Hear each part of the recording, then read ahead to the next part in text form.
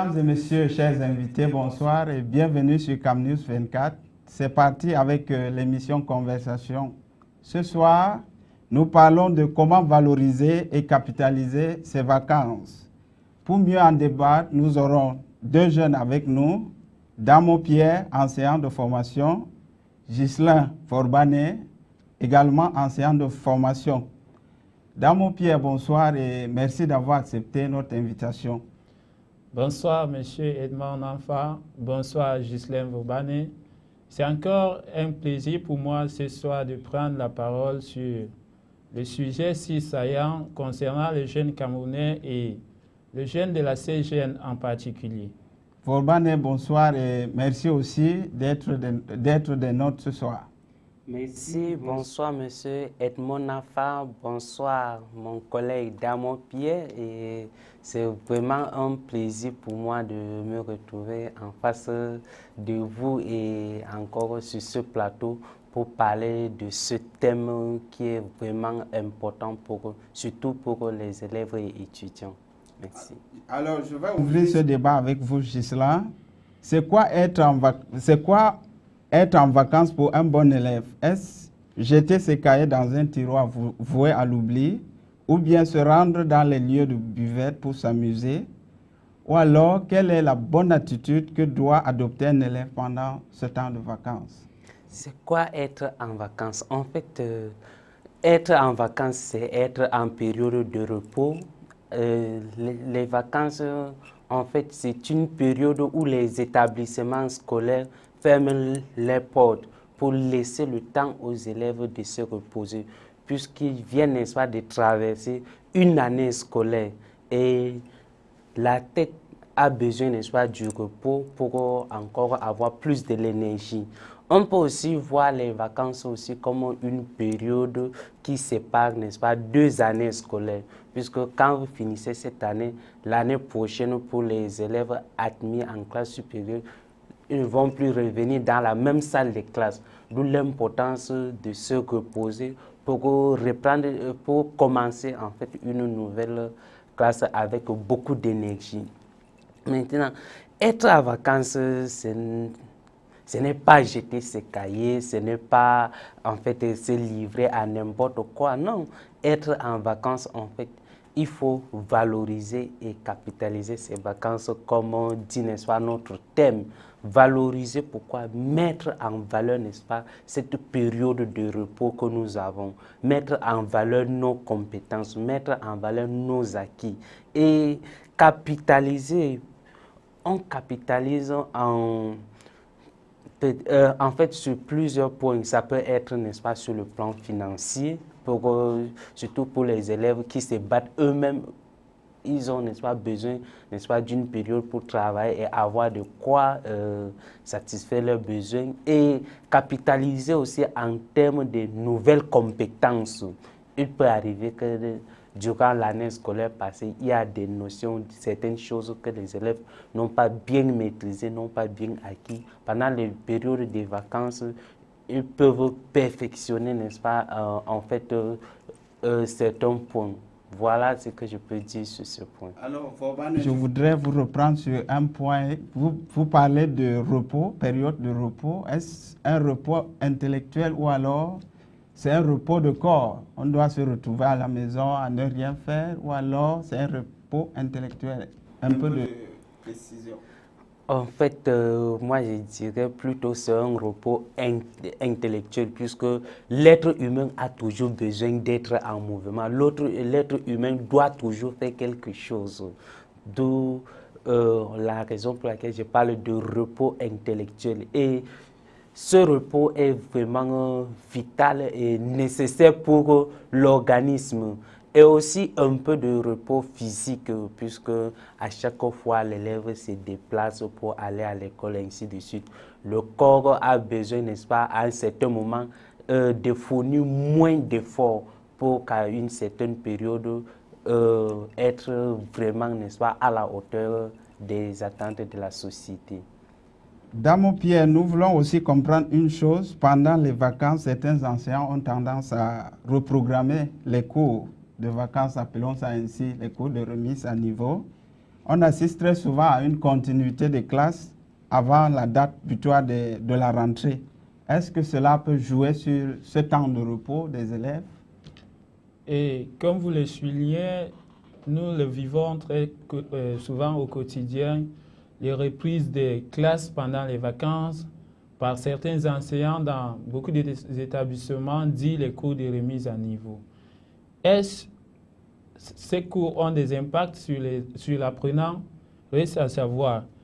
Ici, il faut savoir que les cours de vacances, normalement, que ce soit des remises à niveau ou pas, doivent être d'une manière consentante des trois personnes, c'est-à-dire l'apprenant d'abord et l'enseignant et le parent.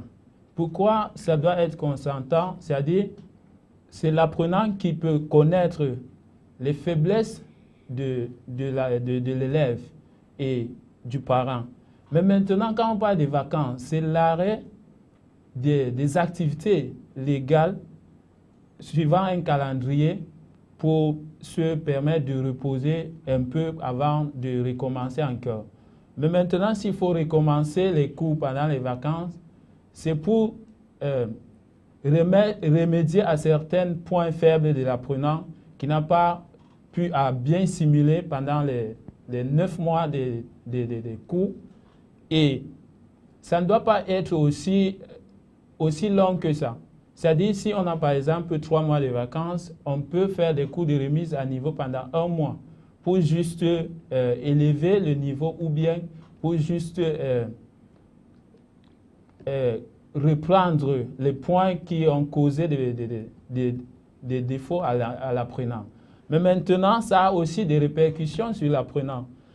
Les répercussions comme l'apprenant ne va pas jouir de ses vacances comme d'autres qui l'ont bénéficié totalement pendant les 3 mois.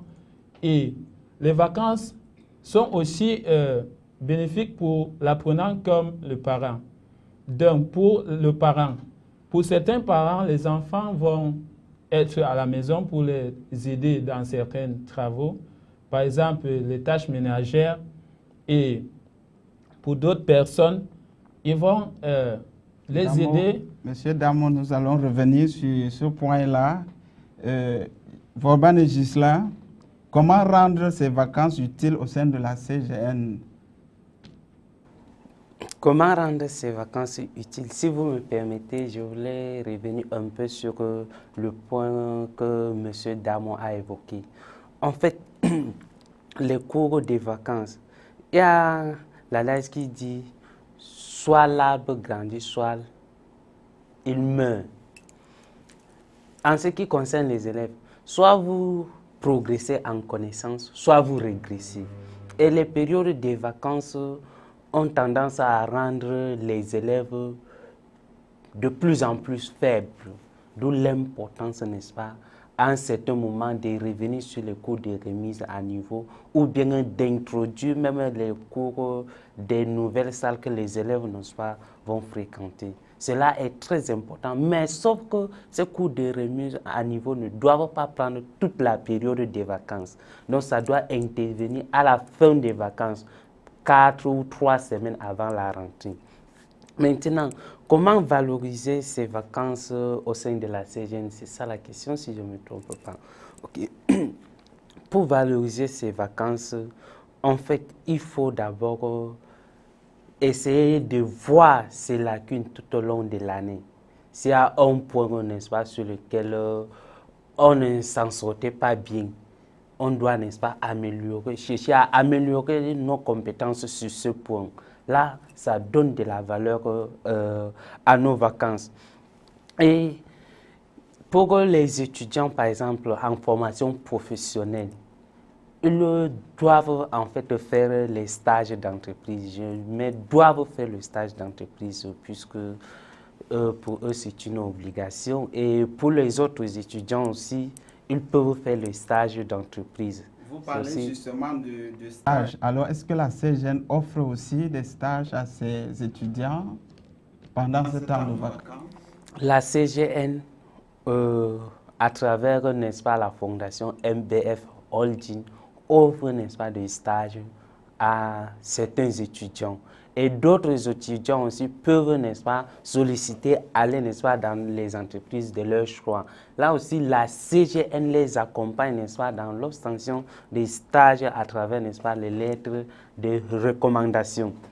Et aussi, toujours dans le cadre de la CGN, nous avons par exemple le cours de préparation de concours pour ceux qui font le concours. Généralement, les concours au Cameroun, c'est pendant les périodes des vacances ou bien des fins de vacances.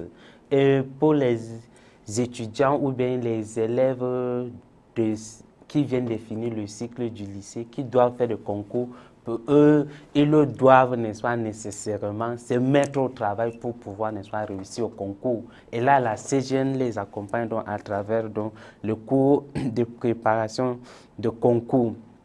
Et aussi pour ceux qui ont des visions, puisque la CGN a, n'est-ce pas, plusieurs subdivisions, comme les entrepreneurs, par exemple. Pendant les vacances, les étudiants de la CGN qui ont des visions doivent monter leur projet ou bien doivent perfectionner, n'est-ce pas, leur projet pour avoir facilement des financements et pour vraiment donner de la vie à leurs idées. Il y a aussi des nouvelles choses qu'on peut apprendre, comme par exemple de nos jours, vous partez dans l'entreprise. En plus de vos domaines de formation ou bien de vos compétences, on a besoin d'une compétence supplémentaire en informatique, dans le bureautique par exemple. Sauf que malheureusement, les formations scolaires ne permettent pas d'avoir toutes les compétences dont les entreprises ont besoin. Pendant les vacances, les élèves et les étudiants de la CGN se mettent, n'est-ce pas, en formation dans ce secteur-là pour pouvoir aussi acquérir, n'est-ce pas, de compétences en informatique. Et il y a aussi les compétences dans certaines langues, comme l'anglais par exemple, qui est incontournable dans le monde des affaires aujourd'hui. L'anglais, c'est la langue internationale des affaires, du business. Si vous voulez vraiment faire du business, il faut apprendre l'anglais. Et là, les membres de la CGN qui veulent vraiment impacter sur le plan international consacrent, n'est-ce pas, les vacances à l'apprentissage de la langue anglaise. Et on remarque qu'il y a nombreux de Camerounais qui ne savent pas parler leur langue maternelle. Il y a certains parents aussi qui, pendant les vacances, envoient les enfants. Nous allons revenir sur ce point également. Damo, je suis avec vous. Dites-nous au final, que doit-on attendre d'un élève en vacances? Parce que pour certains parents, comme vous l'avez mentionné si bien, c'est le temps d'aller aux champs, c'est le temps d'aller visiter les familles. Qu'est-ce qu'un élève en vacances doit-il réellement faire? Ok. Un élève en vacances, je vais commencer ici au niveau des tout petits, par exemple des enfants de maternelle. Pendant les vacances, c'est le moment pour le parent de découvrir le talent de l'enfant, de découvrir le devenir que doit faire l'enfant dans l'avenir avec les jouets. C'est-à-dire, l'enfant est encore trop jeune, en lui offrant des jouets pour s'amuser, sa manière d'adapter si vite à ces jouets, on peut également deviner le futur de l'enfant. Les jeux doivent être aussi orientés vers l'éducation. Par exemple, on peut prendre un enfant, on l'envoie peut-être très simplement à la cuisine en cherchant peut-être, demandant à l'enfant d'aller prendre tel matériel de telle couleur. Si l'enfant parvient à le trouver, c'est l'aptitude développée par l'enfant à captiver, à remarquer facilement. Ça, c'est d'un. Maintenant, pour les enfants du secondaire, on peut prendre des cours de vacances, des cours de remise à niveau pour certaines matières. Si durant l'année, l'enfant n'a pas pu bien simuler, n'a pas pu trouver de très bonnes notes, on peut prendre ne serait-ce que peut-être quelques semaines ou bien un mois pour ces cours-là, mais ça ne doit pas être aussi étalonné durant toutes les vacances, c'est-à-dire pendant les 3 mois. Ça, c'est 2. Maintenant, le 3, pour les enfants, les étudiants, c'est-à-dire des grands élèves. Pour les étudiants, pendant les vacances, ils sont déjà un peu conscients de leur devenir. Ils peuvent continuer à faire les stages, à développer les compétences, à à chercher les stages payants pour aider les parents à payer les pensions, parce que déjà au niveau supérieur, la pension devient un peu chère et donne de fil à retordre aux parents, vu dans certaines familles sont un peu nombreux.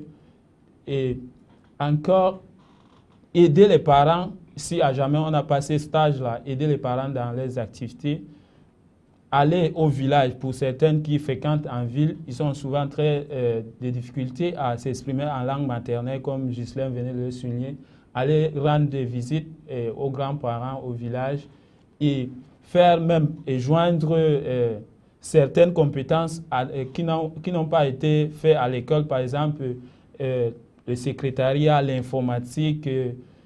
Pourquoi ne pas organiser des jeux pendant les vacances pour les jeux footballistiques, qui est aussi avantageux pour l'apprenant, parce que le sport est un jeu qui avantage l'apprenant à se divertir, à se libérer, à rafraîchir le mémoire pendant ces périodes-là. Donc voilà un peu ce qui concerne les vacances, pour les activités vacancières pour l'apprenant. Mais ça a aussi des impacts concernant les cours de remise à niveau. Ça a des impacts dans le cadre où, si l'enseignant n'a pas pu découvrir ce qui manque à l'enfant à compléter, pour lui, il vient là, il recommence le programme en général. Ça va créer des confusions dans la tête de l'enfant entre ce qu'il avait déjà eu assimilé durant l'année et il est en train encore de recommencer la même chose. Maintenant, il va falloir maintenant peser. Si à jamais ce n'est pas le même enseignant, il y aura des confusions entre l'explication que l'autre enseignant avait donnée et l'explication que l'autre enseignant vient de donner. Et ça peut ne pas être aussi bénéfique pour l'apprenant. Donc voilà un peu.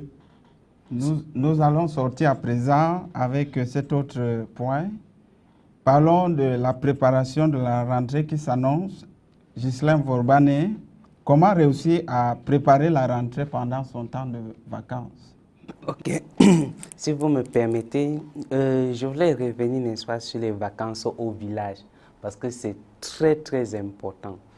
De nos jours, on ne s'adonne pas trop, n'est-ce pas, à notre langue maternelle. Et pendant les vacances, vraiment, c'est la période propice, n'est-ce pas, pour les petits-enfants, en fait, pour ceux qui ont des difficultés à s'exprimer en leur langue maternelle, de rentrer au village et rester avec la grand-mère, en fait, les grands-parents, pour mieux, n'est-ce pas, s'exprimer en langue maternelle. Et apprendre aussi les techniques agricoles.